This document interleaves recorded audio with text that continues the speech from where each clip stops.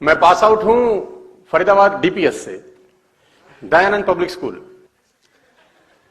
हाँ, इसलिए बोलते हैं ताकि थोड़ा सा रिच फीलिंग आती है, दयानंद पब्लिक स्कूल बहुत ही एक औसत स्कूल था हमारे टाइम के अंदर, और मैं उससे पास आउट हूं। और बिलो एवरेज स्टूडेंट हुआ करता था अपने स्कूल के अंदर, और 8th में 6 सब्जेक्ट में 5 में फेल हो गया था, 1 में पास था। तो मेरे प्रिंसिपल ने मेरे पिताजी को बुला के कहा कि एक लड़का एक सब्जेक्ट में कुछ ज्यादा ही मेहनत कर रहा है।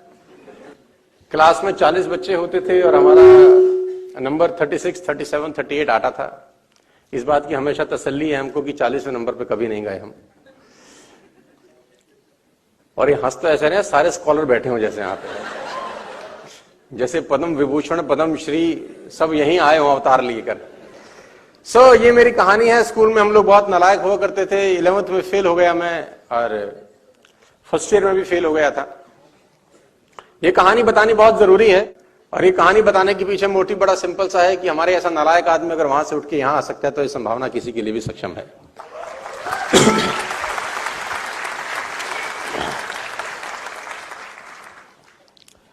चालीस बच्चों की क्लास, 37th हमारा रैंक।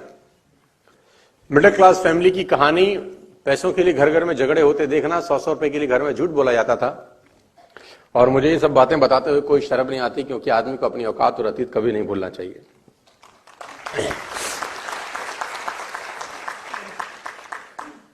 मैं अपने 2 दोस्तों के बारे में जरूर बताना चाहता हूं यहां पे, जिनसे मुझे बड़ी प्रेरणा मिली अपने जिंदगी में, अपने जीवन काल के अंदर।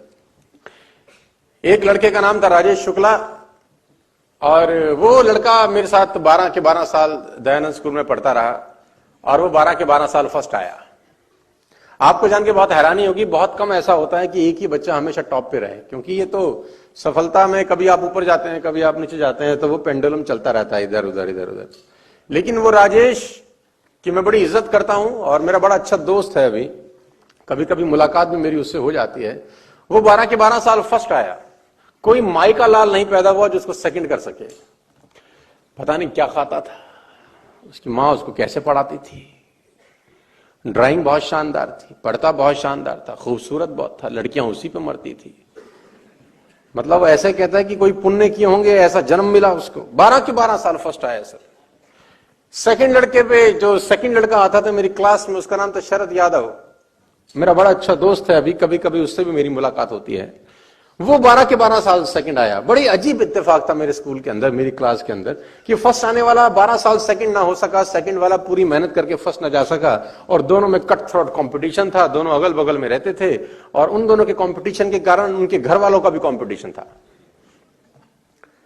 3rd, 4th, 5th रैंक के लिए जरूर लड़ाई झगड़ा चलता था क्लास के बच्चों में। अपने को कोई टेंशन नहीं थी। 36, 37, 38 हमारो क्या दिक्कत थी। हमारे को तकलीफ तब होती थी जब असेंबली की जाती थी। जब असेंबली होता था 1 बरस के बाद, तो इनाम दिए जाते थे हमारे टाइम के अंदर, है ना। First rank goes to mister Rajesh, हमको पता था कि इसी को मिलता है सब। Second goes to Sharad, third goes to ABCD चलता रहता था। और मुझे याद है अच्छे से, आपको मैं इतिहास में ले जाना चाहूंगा। जो फर्स्ट रैंक आता था लड़का, उसको राजदूत का एक ज्योमेट्री बॉक्स दिया जाता था। तुमको इतिहास में अगर मैं ले चलूं, उसमें एक कंपस होता था, एक डी, एक स्केल। एक कंपस होता था जिसमें 2 चोंच होती थी। हमको समझ आज तक नहीं लगा साला बनाई क्यों गई थी ये, काहे को चूल लेनी है 2 चोंच। तुमको याद आया कुछ? तो राजदूत का पेंसिल बॉक्स मिलता था। The first rank goes to mister Rajesh. तो हम असेंडिंग ऑर्डर में बैठते थे। जिसका हाइट छोटा होता था वो आगे बैठता था। ऐसे ऐसे हम लोग असेंबली में बैठते थे। और 1 साल के बाद जब रिपोर्ट कार्ड देने की बारी आती थी, तो सब टेबल के ऊपर वो प्राइज रखे होते थे रैप करके, लेकिन अंदर वही निकलता था राजदूत। सेकंड, जब first rank goes to Rajesh, तो वो उठ के खड़ा होता था और जाता था टीचर की तरफ, और उसको इनाम मिलता था। सेकंड रैंक गोज टू शरद, वो भी उठता था, अपना कपड़ा झाड़ के जाता था टीचर की तरफ, उसको मिलता था लंच बॉक्स प्लास्टिक का, एक छोटी डिब्बी सब्जी की, एक बड़ी डिब्बी रोटी रखने की, एक चम्मच होता था प्लास्टिक का, एक फोक टाइप होता था, उसको वो मिलता था। फर्स्ट व्यक्ति राजेश, सेकंड व्यक्ति शरद, दोनों जाते थे। हमारा भी एक काम था, हमारा काम था उन दोनों की जाते वक्त हमारे को तालियां बजानी होती थी।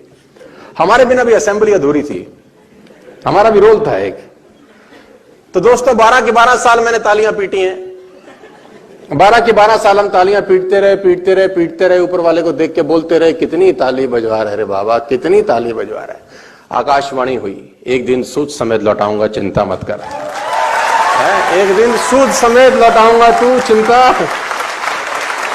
मत कर। तो उसकी वाणी बिल्कुल सत्य हो रही है। मैं नेटवर्क मार्केटिंग में आ गया दोस्तों, हालत बहुत अच्छी नहीं थी हम लोगों की, और ये बताना बहुत जरूरी है आपके लिए। बहुत तकलीफ वाले दिन से हम लोग डायरेक्ट सेल्स के अंदर आ गए, और डायरेक्ट सेल्स शुरू में तो बड़ा अच्छा बिजनेस लगता था दूर से, लेकिन अंदर आते ही मालूम चला कि मामला बड़ा गड़बड़ है यार, यहाँ तो जिसको दिखाएं वही चमका दे। और मुझे याद है अच्छे से कि 5-6 पेटेंटी डायलॉग थे लोगों के पास, जो लोग हमको बोलते थे, और उसमें से एक डायलॉग प्रमुख था कि जब हम किसी को बिजनेस दिखाने आते थे तो एक डायलॉग बोला जाता था, तू करोड़पति बन जा, तेरी गाड़ी में घूम लेंगे। हमारे पास स्कूटर था, तो हम बोलते थे गाड़ी आएगी, मर्सिडीज, घोड़ा, बंदूक, जेसीबी, बुलडोजर सब खरीदेंगे हम एक दिन, देखना हमारी जिंदगी क्या सेट हो जाएगी। तो सामने वाले की तरफ से एक ही कॉमन जवाब था, तू बन जा करोड़पति, तेरी गाड़ी में घूम लेंगे। बड़ी हिम्मत जुटाते थे, दूसरे पे जाते थे वो भी यही बोलता था, तू बन जा करोड़पति, तेरी गाड़ी में घूम लेंगे। तीसरे के पास जाते थे, तू बन जा करोड़पति, तेरी गाड़ी में। चौथे के पास जाते थे, धंधा दिखाने, बिजनेस दिखाने, सेल क्लोज करने, तू बन जा करोड़पति, तेरी गाड़ी में घूमने। इतने सारे लोग बोले तू बन जा करोड़पति, तेरी गाड़ी में घूम लेंगे। भगवान ने उन सब की सुन ली, अपने को बना दिया, है ना। तो वो कार्यक्रम अभी तक चालू है, और नेटवर्क मार्केटिंग सामना सामना हुआ सितंबर 14, 2005 को। नेस्विस डिटेल्स हमारी जिंदगी में आ गया छलांग मारता हुआ, और 14 सितंबर 2005 से पहले का जीवन और 14 सितंबर 2005 के बाद के जीवन में जमीन और आसमान का फर्क हो गया।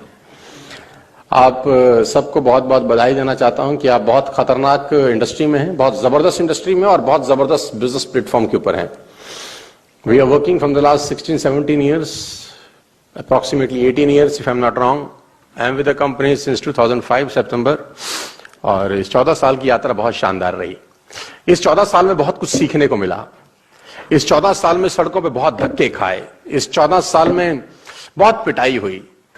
और आपके लिए खुशखबरी मेरे पास ये है कि आने वाले समय में बहुत सारे लोग इस प्लेटफॉर्म से, नेटवर्क मार्केटिंग इंडस्ट्री से करोड़पति और अरबपति होने वाले हैं। आने वाले टाइम के अंदर ये इंडस्ट्री बहुत सारे लोगों को बहुत सुपर पिपी रिच बनाने वाली है।